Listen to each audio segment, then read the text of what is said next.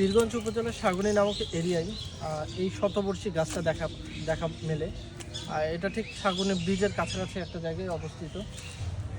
এটা সঠিক ইতিহাস আসলে এলাকাবাসীরাও ওইভাবে ক্লিয়ারলি দিতে পারে না। অনেকে ধারণা এটা 100 বছর, কেউ কেউ বলে 150 বছর ধরে। এটা বট গাছ না? বট না অশ্বত? বট গাছ। বট গাছের নট যেখানে নামবে যদি নষ্ট না কেউ করে,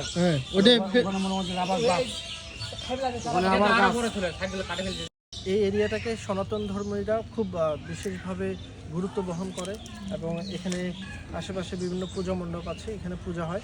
আষাঢ় মাসে একটা দিনক্ষণ ঠিক করে তারা এই পূজাটা করে।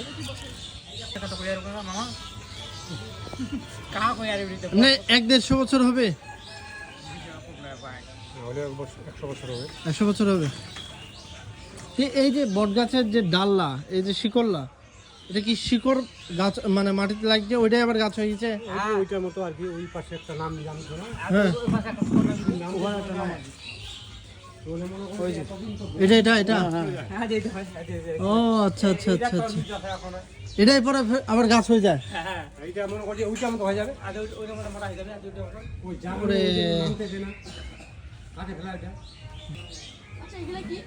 খান দাও, এটা চাবল খান। এখানে কি হয়? ধাম পূজা হয়। পূজা? কি পূজা এটা? ধাম পূজা। ধাম পূজা?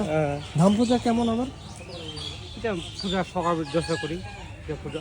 এটা প্রতি বছর হয়, অনুষ্ঠান করে হয়। হ্যাঁ অনুষ্ঠান। এবছর কি হইছে? না হইছে, এই হবে আর বছর মাসে দেরি আছে। এটা দেড় মাস হয়েছে। ওই যে আগুন টাগুন দেখে না নাকি? আগুন টাগুন দেখে না না এমনি? না এমনি পূজা করে। এমনি।